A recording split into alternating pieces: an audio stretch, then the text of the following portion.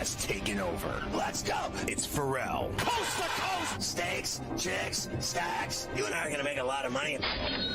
It's Ferrall, coast to coast.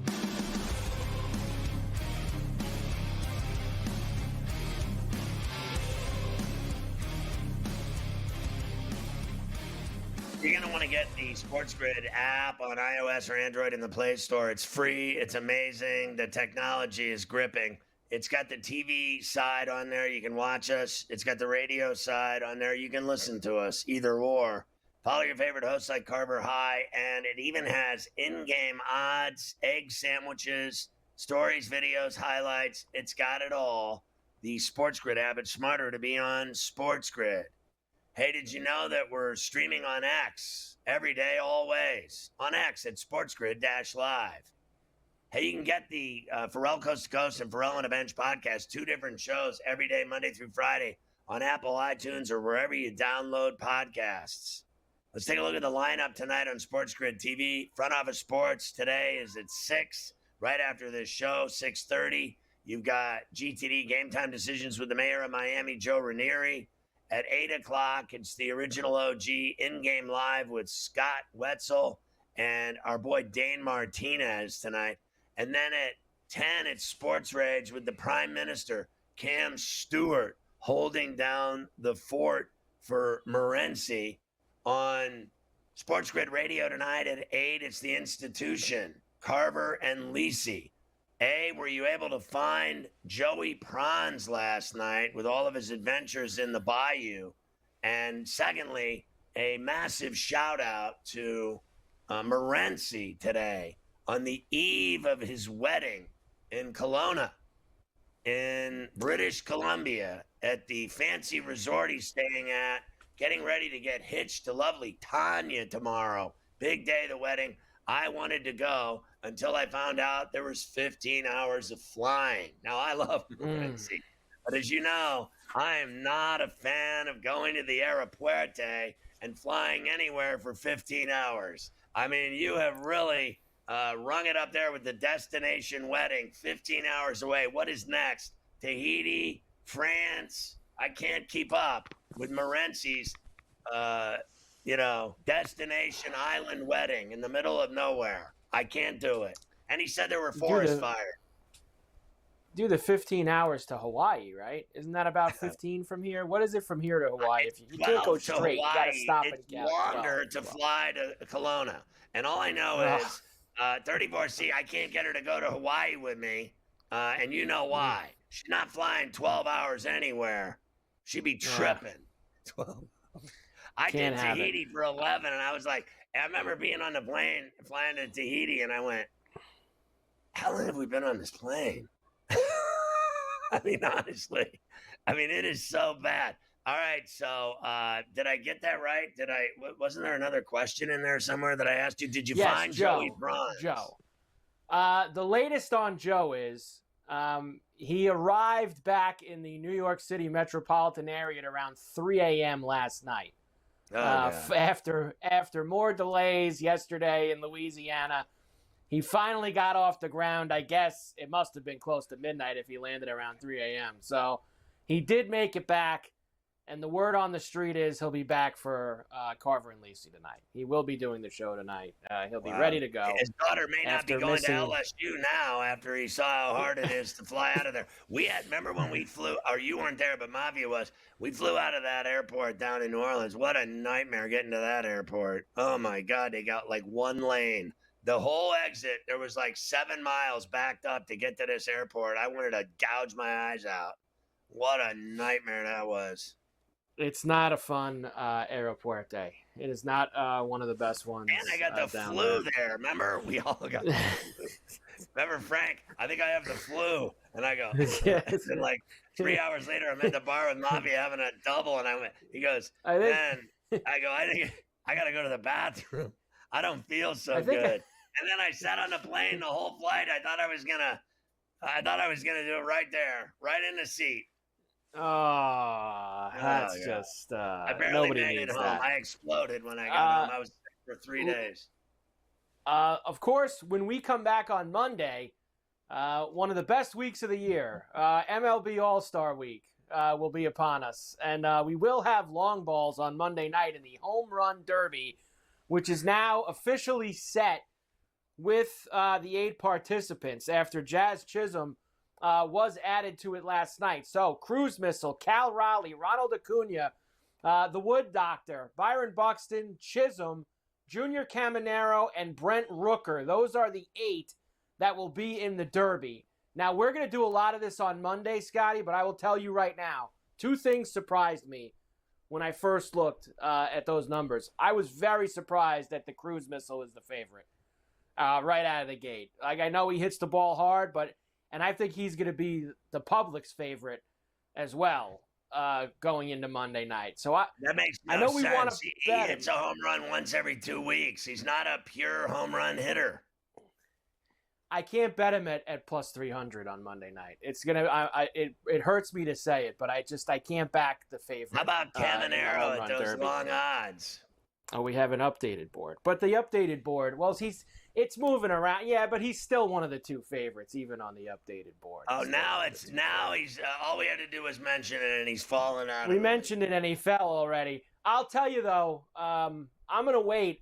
I think that I saw a couple books that had Caminero as the long shot. I told you already, I'm going to play Caminero on Monday night and probably Rooker. I think Caminero and Rooker are worthy long shots, guys that we could really get some value with. And the Wood Doctor, too. I think him being in the middle of the pack at 7 or 8 to 1 is a nice price for him. So I think that's where I'm probably going to be looking on Monday when we do it.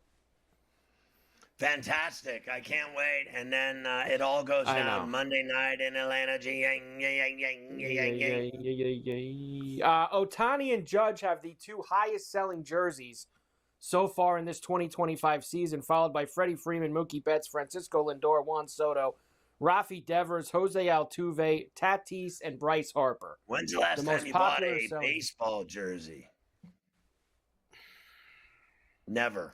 It gotta be at least 15 years, I would say. Yeah. At least. I just Gabe buys them. He has all kinds of jerseys. Yeah, I got a bunch of older Yankee ones from the 90s teams and all that, but I don't have too many recent ones. I don't wear. I really don't. As you know, I have 300 at least jerseys. And I don't wear any of them anymore. I'll be 60 in a couple weeks. You can't be wearing jerseys around. There comes a point where you just stop wearing jerseys every day to work.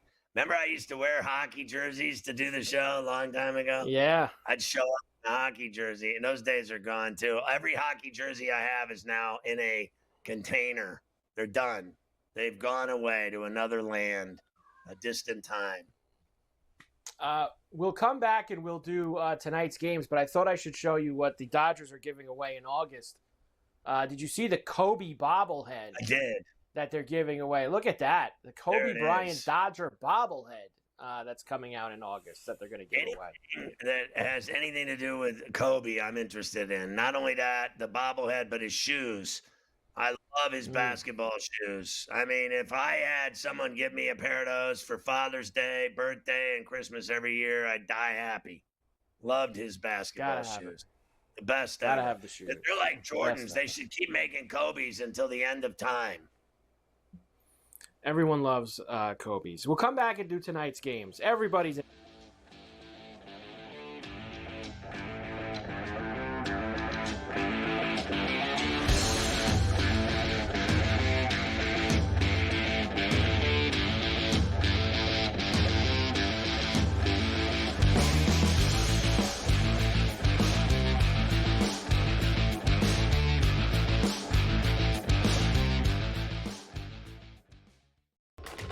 Enter into the magical world of McLuck.com, where even the smallest of spins can win real cash prizes.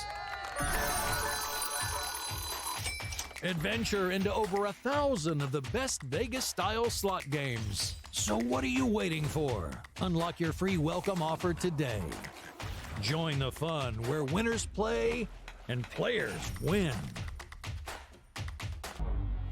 two guys that can do it all. Too much electricity this morning. This is a good time. We're having a lot of fun. I had to do a triple take. Ka-ching! Why?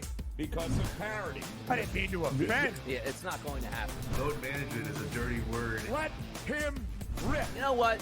Circumstances provide the results. What? How do you do this once? Oh, Donnie, you got such a good show there. A network that is booming.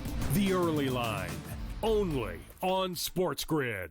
We're going to go through every single thing, and I've got a great team behind me that's going to help me get the job done. I want this to be the place that people come to. There is going to be an energy to game time decisions that you will feel night in and night out. We are going to hit every single one of those markets that you need to know about. We will have everything at our disposal, and we will use that to our advantage. There is not going to be a better place, I promise you, than Game Time Decisions. I'm Kevin Walsh. Tune in to Game Time Decisions weekdays on SportsGrid. The game is on. The stakes are high. But the action isn't just on the field. He's rearranging that ring. Get it inside! SportsGrid's in-game live. Your ultimate second screen experience. A little flyer, couple of 15.5-point live line. Every prop, every play, every day. Anything can happen. It's complete chaos. It's smarter to be on SportsGrid.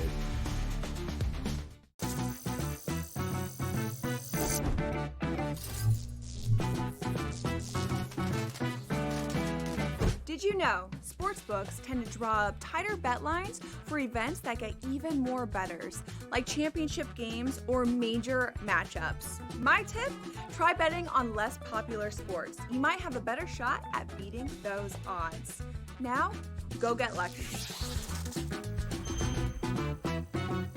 See you in Las Vegas. Let's get lucky.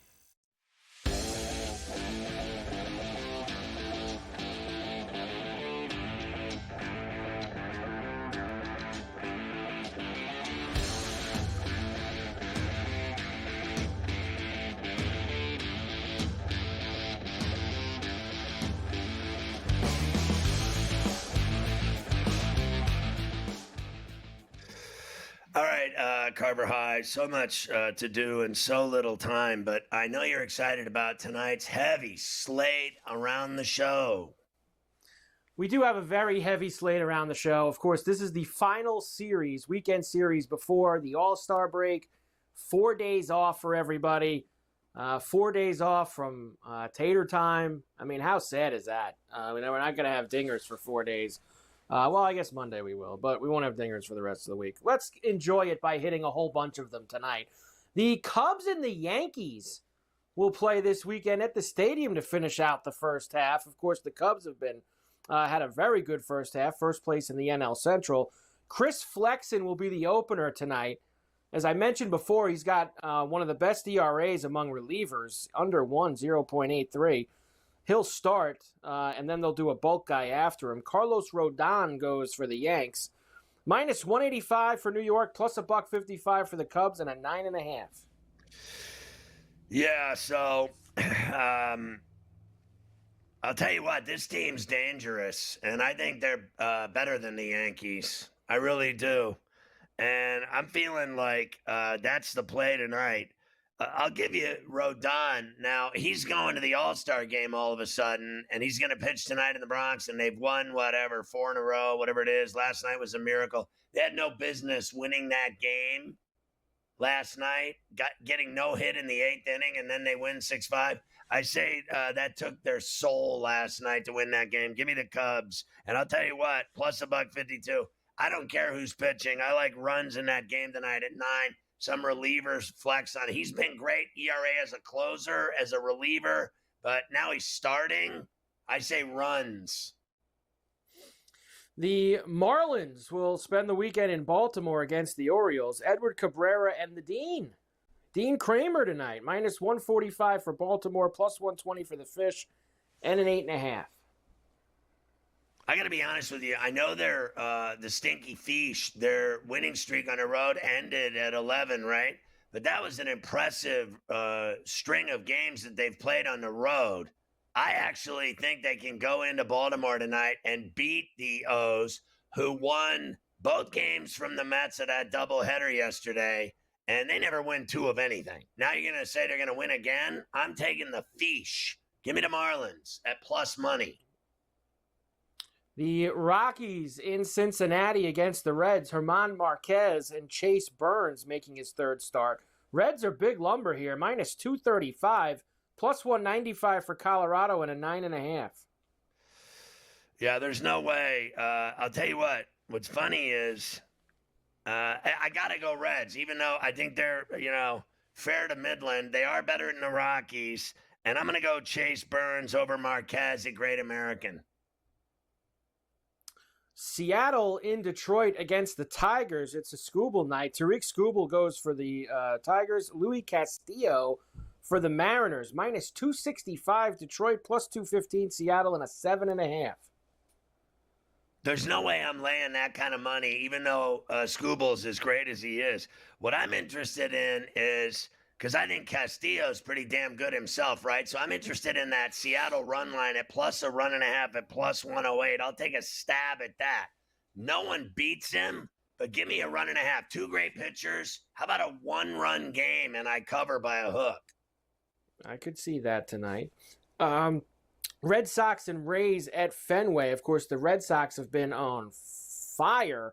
Drew Rasmussen for Tampa, Hunter Dobbins for the Sox, who are minus 115, minus 105 for the Rays, and a 9.5. I'm just not getting off of Boston right now. I've been, seeing them win every single night, and it's been going on for 3 weeks. And, yesterday we talked about how they haven't played anybody. That stuff is nonsense to me. You have to play games and win games, and they win every game they play, and I'm cashing tickets. That's all I care about. I don't care who they play. I'm staying on them. They're that hot.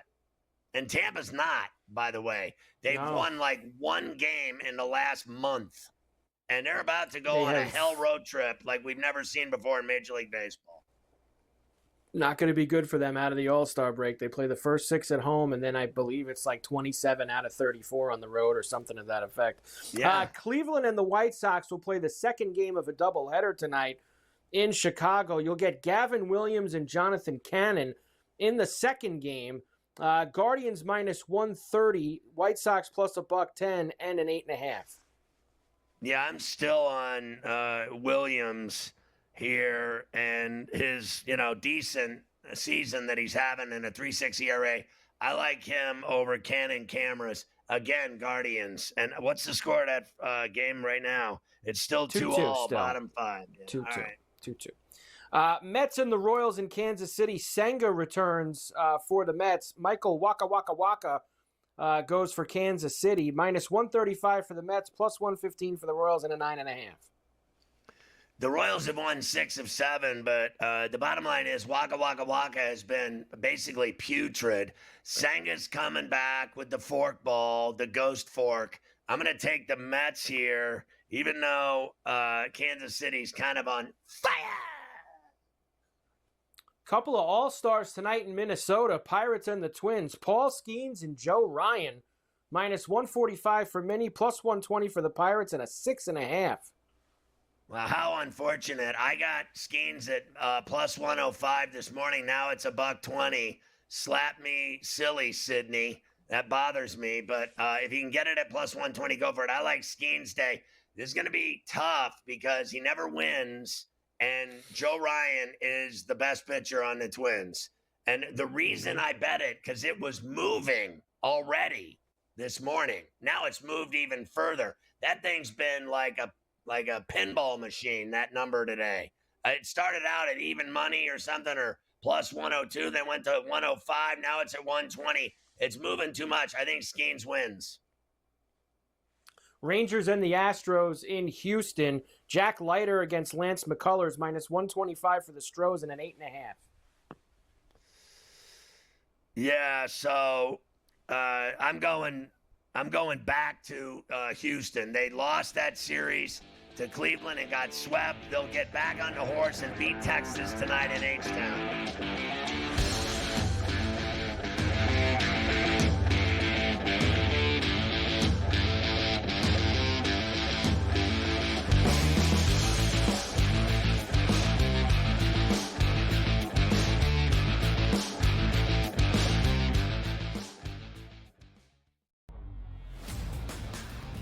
I say, you crank that Soldier Boy, right? You Darvish back on the mound. Haven't seen this guy in a minute right now. Yeah, man, crank it, man. Get it going up. Get the high. Yeah, let's go. Crank that Soldier Boy up here. Yeah. I mean, come on, man. That was big back then. Where were you? Senior high school? Or maybe even in grade school? Dude. Bar mitzvah slate. In the bar mitzvah slate each and every weekend. The young Benny Steve was out there hitting it. The Early Line, only on SportsGrid. Tony Gwynn had 107 career at-bats against Greg Maddux. Never struck out once. Oh, that's nuts. In 107 times. 107. Cam, if you took the modern player and said, are you going to face Maddux 107 times in a row? Like Vlad Guerrero Jr. and these guys, they'd strike out like 62 times type thing. Exactly. It'd be like 80 times. It'd be like whiffing. Sports Rage tonight, only on SportsGrid. Scrounge out a couple of quarters from under the couch to go trade for somebody who actually makes some money. I don't think that he would actually do that. That's not in Hal's style the last couple of years, especially in season. I saw they signed that Heimer Candelario, who the Reds released. That's more their style, going the discount aisle as opposed to trading for someone who's actually having a huge year like Suarez. Ferrall Coast to Coast, only on SportsGrid. I would be looking to get him in dynasty or keeper leagues. If I'm out of a league and I'm looking to rebuild for the next years ahead, that's where I'm looking. Yuri Perez is a special young pitcher that we're going to be talking about in that Paul Skeens, in that Tariq Skubal, in that grouping of guys. I think he can be that good. He's only 22 years old. It's the boy. So you're getting a situation here where Yuri Perez eventually is going to grow into that man of a pitcher. Fantasy Sports Today, only on SportsGrid.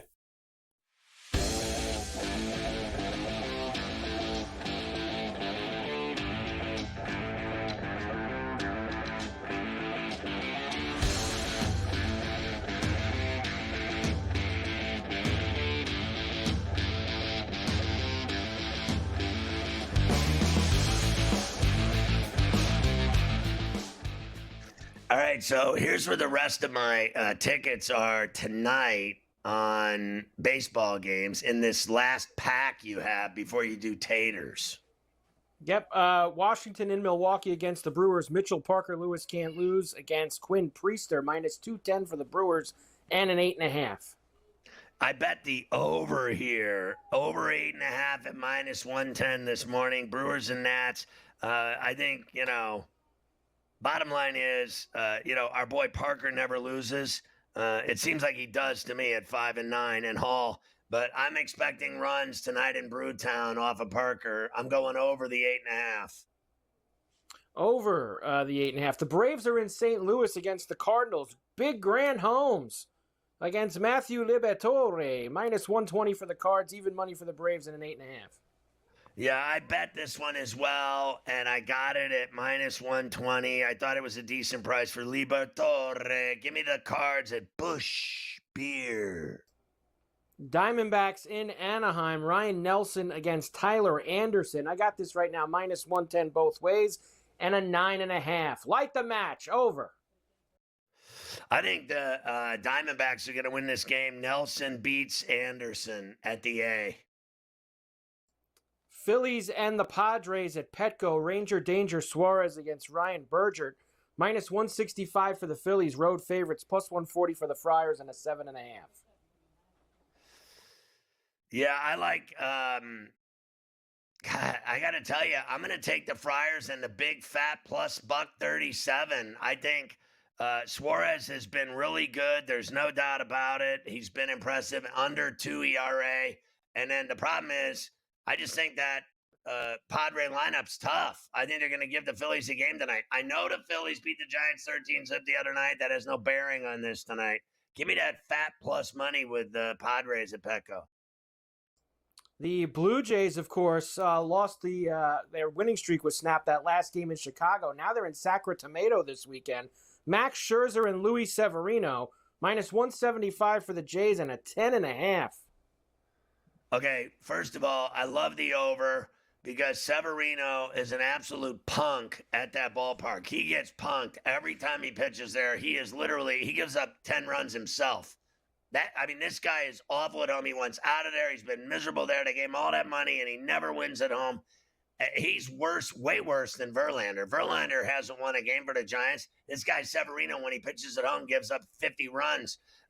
Give me the Jays on the run line and the over. Scherzer will beat him tonight as sure as I'm sitting here. And finally, good one late night in San Francisco at Oracle. The Dodgers looking to snap their 6-game losing streak. We'll have Dustin May against Logan Webb, who, of course, is excellent at home. -130 Giants, +110 Dodgers, and a 7.5. So I bet this on the run line this morning at +166. It's at +163 now on the run line with Logan spinning a Webb. I like him over Dustin May, and I don't know what his deal has been. I guess he's evened it up, May at 5-5, but he gives up runs. And the bottom line is Webb doesn't when he's at home, a 2.6 ERA overall, but even better at Oracle. The guy pitches great in his own ballpark. That's all there is to it. Give me the Giants on the run line tonight in the city of Atabay. And there you go. That is your night in baseball. But, of course, we need to have some long balls as well. Here we go. A little six-pack on a Friday heading into the final weekend of the first half. We expect Luis Severino to get lit up in Sacramento tonight. I'm going to go with Addison Barger, who's been as hot as anyone in that Blue Jay lineup during the streak. And for a game in this place, you've seen these numbers the last few nights with the Braves. I'm getting Barger at +350. Okay, I'm in. Cody Bellinger against his old team from last year, the Cubbies, +420 for him to go out to the porch, maybe against Flexen or whoever. Went to the Wood Doctor last night. I'm going back to him tonight in Milwaukee against Priester, +425 for James Wood. Christian Walker was red hot, went on the paternity list this week. Now he's back, +450 against Leiter tonight in Houston. I'm in. Let's go with Walker. Agustin Ramirez for the Miami Marlins. He has hit for us a lot. I'm going back there, +500 against the Dean in Baltimore. And taking a shot with Ryan McMahon tonight, Scotty. Little lefty power against Burns from Cincinnati in a ballpark where it always flies out. Good price, +500. Barger, Bellinger, Wood, Walker, Ramirez, and McMahon this evening for the long balls. Run to the window, people. What are you waiting for? It happens every night. I like Springer as well for the Jays.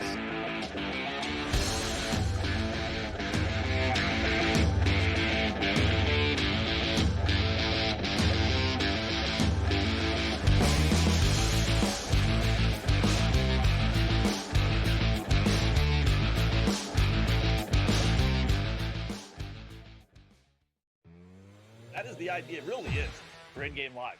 You said it. The home team who's a double-digit or close to it anyway favorite and get off to a bad start and actually have them trailing by 5, 6, 7 to the point where you get it at pick'em. And I don't know how many times. I'd like to know a stat of how many times a team that's been favored by double digits, trailed by double digits, and actually won the game. I bet it's a lot. In-game live only on SportsGrid. You've got issues up and down here. The bullpen is falling apart, to put it nicely. And have you seen the schedule for the Yankees for the rest of the month of July here? We have Seattle, then we have the Cubs, then you have Atlanta, then you have Toronto again in Toronto. That really didn't go all that well this week. And then you have Philadelphia and Tampa. Good luck to the Yankees in July here. Ferrall Coast to Coast, only on SportsGrid. They're still trying to throw Dalton Knecht's name in trades, and I don't even know if he's viewed as a positive asset still. And that's a crazy thing. Dalton Knecht, if you look at FanDuel, Dalton Knecht 20-plus points at +120. He's giving you no indication that he's that right there. I mean, Kevin, I would be more likely if we knew we were going to get the minutes. Bronny James, 10-plus points at +118. Game time decisions, only on SportsGrid. Time for the Blue Jays to really make another addition at the deadline. They just got Max Scherzer back. Can they get another pitcher to help out with the pitching staff, which I still think is their biggest issue? They're looking to be in a good spot right now. And also, Tom, like just the evolution of handicapping, right? Early in the season, I don't want to take this Blue Jays lineup. It's really bad. Now the past couple weeks, every day I'm looking at the Blue Jays going ooh, team total, RBI chances, guys that weren't household names at the beginning of the year. Pro Baseball Today. only on SportsGrid.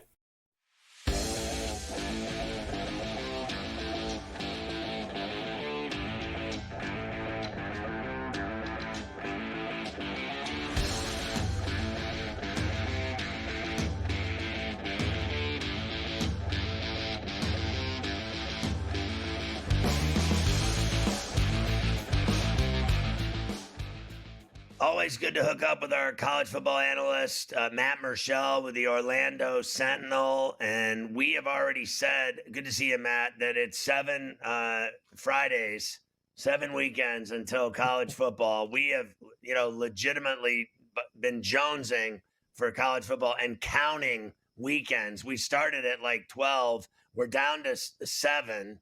I think he said 7 today.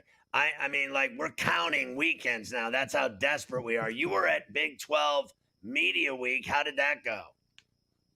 That went really well. And it's like you said, I think everyone's excited about talking about college football, actual football on the field, watching football on the field, rather than talking about transfer portals or revenue sharing or all the stuff going on with NIL. I mean, I think we actually would like to see football on the field. And it still dominates the conversations all week long. We talked about with every head coach, what's going on with this league? How does the league expect to get better? What's going on with, all the quarterbacks? I think someone mentioned 9 quarterbacks that are coming back this year in this league. There's a lot of parity as well. Arizona State's coming back after their performance last year. They expect to try to be among the top teams as well. Iowa State, BYU has some issues, but BYU is supposed to be there as well. So it's a fun league to be talking about, and it's fun to think that we're only, like, what'd you say, 7 Fridays away from actually watching football. Right. So what about Willingham? I mean, he did a great job in Tempe. He's got a great young quarterback who I think's got a bright future. I mean, that kid looks to me like there's people comparing him to Ben Roethlisberger, et cetera. And he was, I thought, fantastic last year in Leavitt. Do you think they can live up to what they did without Scaraboo? A different season. It's not the same season ever, year to year. People think it's automatic that, Arizona State's going to be good, or Indiana and all these teams that were in the playoff. Are you buying that he's just going to keep it rolling there in Tempe? I think that we'll have some success. There's a lot of pressure on him, and that's something that Kenny Dillingham talked about this week is, they're trying to put last season behind them and not talk about it because he wants to focus on this season. But, there's going to be so much pressure on this team moving forward with this idea of, can they repeat? Can Sam Leavitt come out there? They don't have Scadaboo, but can Sam Leavitt come out at quarterback? Is he the guy that's going to be able to work around some things? Because they're going to need to find some pieces in that running game. Their defense is going to be just as good, maybe even better this year. But there's going to be a challenge. They're not going to sneak up on anyone. Let's not forget, Arizona State was picked to finish last in the Big 12 last year in the preseason media poll. They come out to win it. No one's going to be fooled by this team. So I think it's going to be a little bit of a challenge, but I think they also realize, they've got the pieces that maybe they can make a serious run. They've got to find a way to get past, like I mentioned, some of those teams like Iowa State, maybe Baylor, maybe also Kansas State as well. We talked about him yesterday, Dillingham, that he's going to, at 35, he's going to potentially get bigger job offers. Do you think he's the kind of guy that would take the bait, or do you think he's the kind of guy that wants to build something in Tempe long term? I think he wants to build something in Tempe long term. I mean, I think every time you talk to him about it, he seems like he is at home there. He really enjoys being there. He enjoys the fan base, enjoys what they're doing. It's not like a guy that you could see maybe a year from now going, oh, okay, this job's opened up. I'm going to jump here, maybe go there for a couple of years and jump somewhere else. I think he's really determined to try to build something special there at Arizona State. That's not to say that 5 years from now, if there was a dream job that opened up for him, that he might take an opportunity. But I think it would take a lot. But he is a good up-and-coming coach. They did a lot of things last year, and they have an opportunity to do some more special things this year. He's recruited well. He uses the portal really well. And I think as long as he continues to do that and they have that success, I think he's going to be a hot commodity. But I think he wants to stay in Tempe. I think he wants to see this thing and build it up and actually get it to a brand that everyone knows and recognizes on a yearly basis. So you're down in Orlando, and I want to know what you think of Frost and going back to UCF and the things that he said about taking the wrong job in Lincoln, which is in Portuguese, short for he couldn't win in Lincoln. I think it's interesting. Scott coming here, it's been a while. Lots has changed. He really struggled. I was here in 2017 when he decided to leave to take the job in Nebraska, and it went back and forth on this idea of not wanting to leave. He wanted to stay at UCF, but he felt like he had to go. He felt like he had to leave to go back home to Nebraska. It was where he won a national title. His family lived there. He's obviously he cares a lot about Tom Osborne and his connection to that program. And it just didn't work. It didn't fit. Things just didn't seem to work out well. He had faced tremendous amount of pressure there, never felt comfortable at that school. And eventually he got fired. And, it took him a while to get through all that. And then he comes back here now and people ask him about Nebraska. And I think he's, I think he's being honest. I think he felt like that job didn't seem to work for him. It wasn't a good fit. He's talked to us before here in Orlando about, sometimes when you're climbing the ladder of success, you tend to miss a step here or there. And he felt like maybe that's kind of what had happened there. And he's happy to be back in Orlando. He wants to raise his family here. He feels like this is the type of place where he can recapture that and they can build some success in the Big 12. So I know Nebraska fans aren't happy about that, but sometimes that happens. Sometimes things just don't work out. So I was looking at this article about all the best quarterbacks in college football, and it literally said that Klubnik was the man at Clemson and that he was the best quarterback in the country. They rated him number 1, then Drew Aller at Penn State, Arch Manning 3, Nussmeier 4. We actually saw Nussmeier leading in the Heisman voting, Heisman odds from the sports books, and I almost fell over laughing. Then Levitt, then Mateer at Oklahoma, whoever the hell that is, DJ Lagway, who I've seen play at Florida, Sellers at South Carolina, Beck at Miami, and then Kevin Jennings at SMU were the top 10. I could go on, but what do you think of some of those names I threw at you, and who do you like? Well, I mean, those are some impressive list of quarterbacks. I mean, you look at some of those guys. Who's at the top? I'm not really sure. I think you got some guys who could make a really good case for that. I mean, Arch Manning is going to face a tremendous amount of pressure this year. Again, this is his opportunity to shine at Texas. Can he take up that mantle? Can he really showcase why everyone's been talking about him so much? Nussmeier is an interesting name to put up there at the top. I mean, he's had at LSU, he's kind of an up and down type of career. It's not like a guy who I would necessarily put as a Heisman favorite, going forward. DJ Lagway, you talked about, I've seen him a lot here in the state of Florida. I think if he's healthy, and I think if Billy Napier can find a way to maybe get that offense moving, he's got an opportunity to really put together a successful season. And then Sellers at South Carolina, I've seen it well. I think he's a guy that's got tremendous upside as a young guy. So I think, to me, honestly, there are some really good quarterbacks out there. It's just going to be who takes that next step. I think the big thing for that position is, you've got to be able to step up and own it. You've seen the quarterbacks that have won the Heisman last couple of years. You understand that, that it's a position that really, if you take charge of it, you have an opportunity to really make it your own. So how do you think the kid Mendoza will do that left Cal for Indiana? And how do you think Cignetti will do after winning 11 games and everybody said it was just luck? Yeah, I think Mendoza will be a solid pickup for them. I thought when they got him, that was a good move for them, because I think here's a guy who's got experience. He played at Cal. He understands kind of a little bit of what they're trying to do. Cignetti obviously has did a great job last year. They're probably overperformed a little bit last year, but this year I think they've got a chance to be right there as well. But again, you're playing in the Big Ten. The Big Ten is such a competitive league. Last year's schedule wasn't nearly as difficult. I think going into this year, again, much like with Arizona State, you're not going to come up and surprise anyone now. People are going to expect a little bit more from you, so they're going to try to find a way to knock you down. So I look forward to talking college football all season with you, Matt. It's good to catch up before it all starts. Remember, 7 more weekends, including this weekend, so put that on your calendar. Well.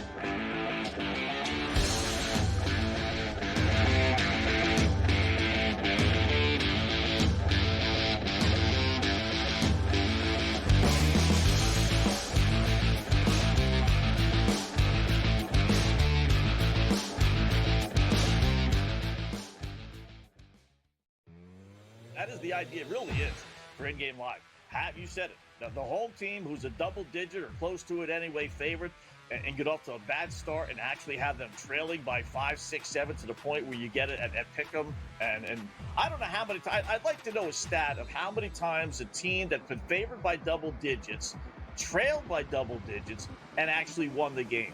I bet it's a lot. In-game live only on SportsGrid. You've got issues up and down here. The bullpen is falling apart, to put it nicely. And have you seen the schedule for the Yankees for the rest of the month of July here? We have Seattle, then we have the Cubs, then you have Atlanta, then you have Toronto again in Toronto. That really didn't go all that well this week. And then you have Philadelphia and Tampa. Good luck to the Yankees in July here. Ferrall Coast to Coast, only on SportsGrid. They're still trying to throw Dalton Connect's name in trades, and I don't even know if he's viewed as a positive asset still. And that's a crazy thing. Dalton Connect, if you look at FanDuel, Dalton Connect 20-plus points at plus 120. He's giving you no indication that he's that right there. I mean, Kevin, I would be more likely if we knew we were going to get the minutes. Bronny James, 10-plus points at plus 118. Game time decisions, only on SportsGrid. Time for the Blue Jays to really make another addition at the deadline. They just got Max Scherzer back. Can they get another pitcher to help out with the pitching staff, which I still think is their biggest issue? They're looking into being in a good spot right now. And also, Tom, like just the evolution of handicapping, right? Early in the season, I don't want to take this Blue Jays lineup. Like, it's really bad. Now, the past couple weeks, every day I'm looking at the Blue Jays going ooh, team total, RBI chances, guys that were in household names at the beginning of the year. Pro Baseball Today, only on SportsGrid.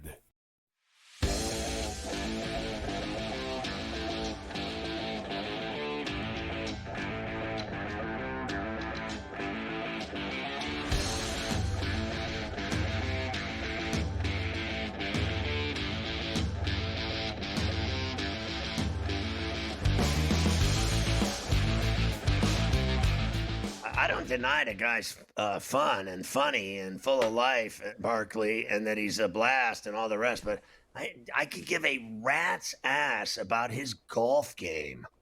Is he not like one of the worst golfers ever and he hit a ball into a hole that everybody gets all excited and now that's going to be international news? You got to be kidding me. I'm not watching that stupid celebrity golf tournament all weekend. I'd rather watch the ISCO, and you can quote me on that. Here's our guy, Rich Sermonello, talking college football. Hey, Scott, we've talked about the best offensive units in college football, going to shift over to defense. And if we have some time, maybe even a little bit of a special teams talk. Going to begin up front with the defensive line. My top unit is Clemson. We've talked about this in the past. Clemson, extremely talented on both sides of the ball, no more so than along the defensive line. Off the edge, best pass rusher in the country. TJ Parker, he's a force. He's a future first-round draft choice. On the interior, Peter Woods is a name I think we'll discuss a lot this season and a lot in the pre-draft process. Not healthy last year, but the best defensive tackle in the country. He is a backfield wrecker. Again, didn't see it last year, wasn't 100%. I think you will this year. DeMonte Capehart on the interior, all ACC caliber, and Will Helt. And we've talked in the past about Dabo Swinney, his aversion to the transfer portal. He tapped the portal to get Helt away from Purdue. If Dabo's in the portal, you know the kid is good. I think opposite TJ Parker's going to have a great season. Now, quickly, Oklahoma's my close number 2. I bring it up because Oklahoma is going to be sneaky good this year. Brent Venables, his fingerprints on the top 2 defensive line, Clemson where he used to coach, and now Oklahoma. Watch the Sooners in the trenches. Going to be very good this year. Now, linebackers, my top unit, Scott, is going to be the Texas Longhorns, best linebacker in the country in Anthony Hill.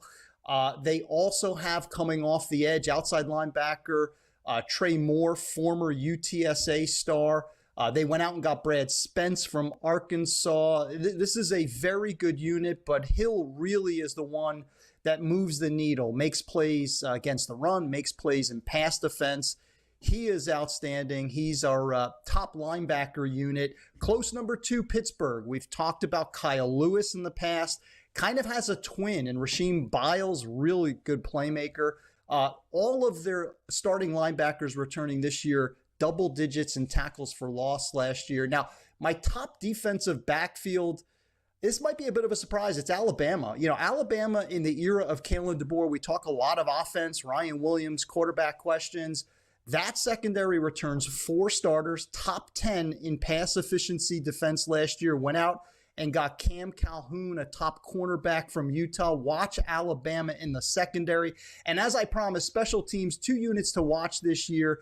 Iowa Hawkeyes, Kirk Ferentz, special teams, always a priority there in Iowa City. And the Georgia Bulldogs, Iowa and Georgia, kind of, those little differences in close games. Watch those 2 teams when it comes to special teams. Those are the best units on defense and special teams entering 2025.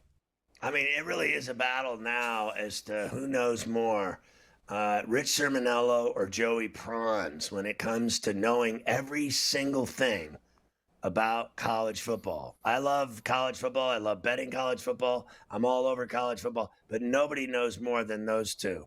They're both crazy. We should put a vote up, a Ferrall poll. Who knows more, Joey Prawns or Rich Sermonello?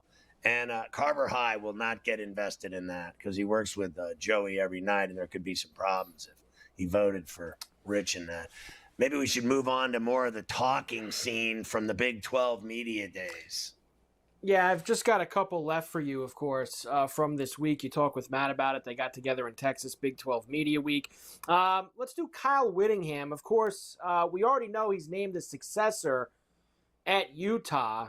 He's been there forever, but last year was an awful year for him. 5-7 as they entered the Big 12 Conference. Well, of course, Whittingham, he was not going to leave on a note like that. I couldn't stomach going out on that with that season, as frustrating as it was and as discouraging as it was. I just didn't sit well with anybody, but most of all me. And so I thought, hey, that's not going to be the final act of my deal. I gotta come back and try to get the ship righted and get back on track. Okay, other than that sounded like he was in a toilet bowl, I have to say he reminds me of our boy Gundy, like end of the road. He's been there forever. It started crumbling. The castle is going down, and yet they bring him back for more. Like, I'm not buying it. I think his run in Salt Lake is over. But, obviously the intimidation of a guy that's been around that long in Gundy and in this guy, if you look at their cases, they're very similar. It's been going on forever, right? And it's time for a change, I think, in Stillwater and in Salt Lake. I got to be honest with you. And believe me, if they lose again, they're going to get rid of him. They absolutely will if they lose again, that's for sure.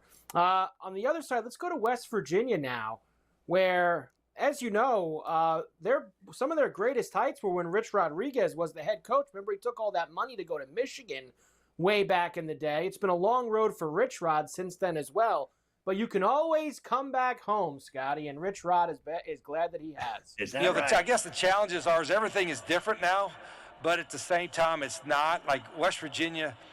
In West Virginia, football is important, athletics is important, W is important because we're a smaller state and there's no other Power 4 team. There's no pro organization. So it's a big deal to a lot of people. And I take a lot of responsibility for that, have responsibility for that because I know that. I played there, I coached there, I grew up there. So, I think our players are going to hear that quite a bit. They already are. But I'm blessed. I'm fortunate. It doesn't happen very often. Did you get a chance to, I guess, come full circle and come back? There's so many things that take place for that to happen. And thankfully for myself, I'm blessed for the opportunity that happened. Listen, the guy can coach. There's no doubt about it. And he's won there. He's won everywhere. He doesn't look like Rich Rodriguez anymore, though. Man, does he look different and old to me.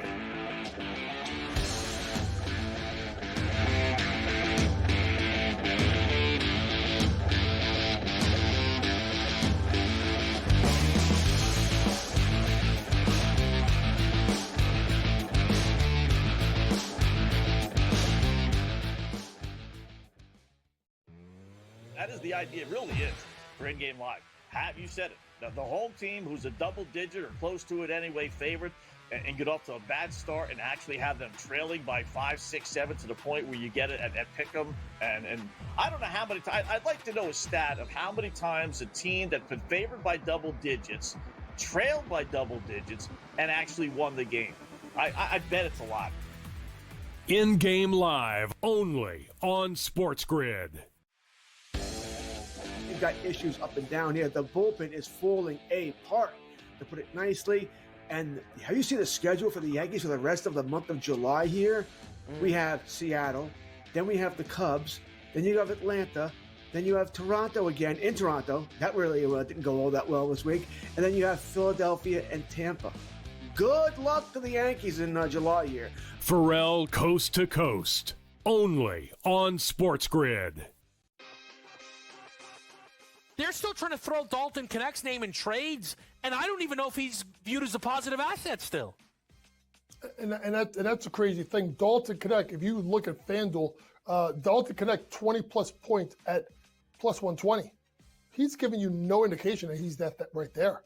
I mean, Kevin, I would be more likely if we knew we were going to get the minutes. Bronny James, 10-plus points at plus 118. Game time decisions, only on SportsGrid.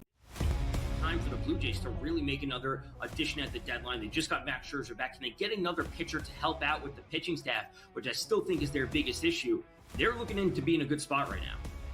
And also, Tom, like just the evolution of handicapping, right? Early in the season, I don't want to take this Blue Jays lineup. Like, it's really bad. Now, the past couple weeks, like, every day I'm looking at the Blue Jays going ooh, team total, RBI chances, guys that were in household names at the beginning of the year.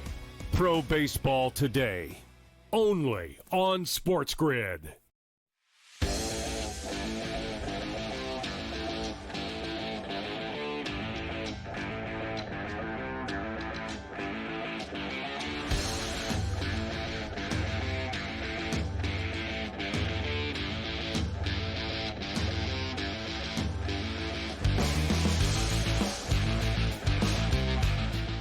All right, Carver High, you got odds to win that Big 12? Yeah, we've been talking about the Big 12 all week, so we might as well see who's the preseason favorites here for it. And Kansas State is up there, along with Utah, co-favorites right now on the board. Baylor up there as well. Texas Tech allegedly has a really good team this year. And then Morton, Arizona State. He's good. Yeah, and Arizona State. So you've got 5 teams there, all with basically the same number. And that kind of just screams to me already, Scotty, that this conference is going to be like last year, where they're probably all going to beat each other up all year long, and they're only going to get one team in the playoff. That's probably what will end up happening to them. They're saying that Avery Johnson is getting that job after Will Howard at Kansas State. That's why they're favored to win that conference. He's going to come up big for them. Remember, there's so many teams there. Can I see those odds again? It's just such a gigantic conference. Look at that list, right? Utah. They still have Utah at the top. Are you kidding me? I'd have Arizona State ahead of them. TCU's got a quarterback as well. And Josh Hoover. I was looking at this list of other, that I was talking about with Matt Murschel. A guy that I thought was great last year, Mike, I'm just going to say it, it's not in the Big 12, was that kid Altmaier at Illinois. I thought he had a huge season, 26 touchdowns last year for the Illini. I thought that kid was great. I want to see what he does this year, without a doubt. And I thought he was incredible last year. And the kid Morton, honestly, at Texas Tech, he puts up big games as well. So I think there's going to be all kinds of exciting stuff going on. I love that kid at Arizona State, the quarterback. There's been people eyeing that kid in the NFL already after, 1 year at Arizona State. I thought he was terrific for them. And remember that game we watched? That was the wildest bowl game I've ever seen in my life with Arizona State and that Scaraboo. That team was great. I want to see if they can come back and have another big season. Yeah, had Texas on the ropes in that game. Probably should beat them. They blew it too. They blew that game. There's no doubt about that. The highest paid coaches for this coming season. How about this? I have this for you. I've been saving this for you all week now. We're going to have to put that up, and we'll go and look through it here. I can tell you who's at the top. And that, of course, is Kirby Smart. 13 mil. Ryan Day, Dabo Swinney, Dan Lanning, Deion Sanders, Steve Sarkisian, Lincoln Riley, Kalen DeBoer, Mike Norvell. All your favorites at the top of that board, Scott. I mean, Mike Norvell, let's just talk about him for a second. I mean, they got to make sure that they fill his cover because, I mean, this guy's done a great job, especially last year when they didn't win a game. I mean, are you kidding me? This guy makes that much money with the performance. Now, the year before, they looked really good, and then they were flat out awful. So which is it? I don't think he's worth the money. I'm sorry. I don't care what anybody says. Florida State should always be good in college football, right? The season that they had last year was inexcusable. That's just all there is to it. And not only that, they pay him all this money. They can't even get rid of him. They can't even fire him. They owe him so much money in a buyout. He's not worth it. Not worth it whatsoever. Of course, towards the bottom of the list, your boy Mario. Big chest. Big chest down there. Big year for him, too, right? I mean, the way he crumbled at the end of this past season. Oh, the way they crumble every year. How about they open with Notre Dame? Sunday night of Labor Day weekend, standalone game. That's the only game that Sunday night. Is that at Hard Rock? Is that down in Miami or South Bend? That game is at Hard Rock. That's in Miami. I mean, I might have to fly down there for that juicy one. You're telling me it's a Sunday night? That's of late, yeah. So obviously Labor Day weekend, it's a Thursday night games, Friday night games. There's a full Saturday of action. And then Notre Dame Miami is a Sunday night of Labor Day weekend standalone game. And then Labor Day's Monday. Is that Monday and everyone's off? That's the night. That's the night North Carolina's playing TCU in prime time. The Bill Belichick first game in North Carolina. No one cares about that game. All I care about is that Notre Dame Miami game. I might have to go Cane Day. It's all about the Canes, baby. Gotta have the Canes. We'll do the Summer League when we come back for tonight. Lots of Summer League action to get. It's all about the Canes, plenty of games. baby. What are the headlines? Gotta have the Carter Hot. Cane Day.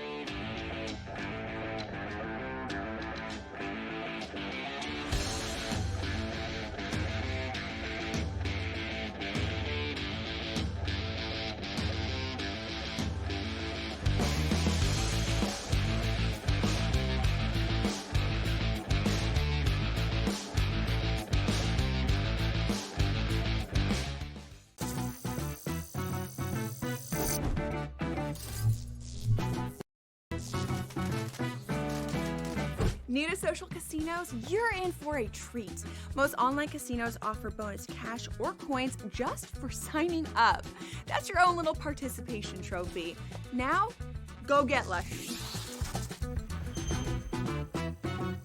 See you in Las Vegas. Let's get lucky.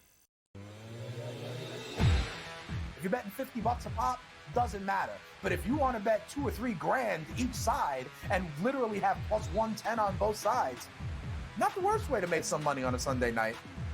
Not at all, right? I mean, and that's amazing. I've never really watched this in real time where you see these odds fluctuate with penalty kicks going on. In-game live only on SportsGrid. Kalshi has been around since 2018, offering these event contract trading prediction markets where you can wager on things like the weather, whether or not Dave Portnoy is going to give a 9.0 on his next pizza review spot, and then the election, which is where they really made headlines. Election betting is technically illegal. Newswire. Only on SportsGrid. You don't want a big that's camped out under the basket and clogging the lane. He provides a lot of really good defense, a lot of three-point shooting, and again, younger than Brook Lopez. It is a good match. I just don't think it moves the needle, but as we talked about to open the show, when Giannis Antetokounmpo was saying, we're not just going to sit here this year and say, oh, Dame's down, let's just take a pause year because I'd rather go try to chase a championship. So at least they're being honest and saying, we're going to make this team better. The Early Line, only on SportsGrid.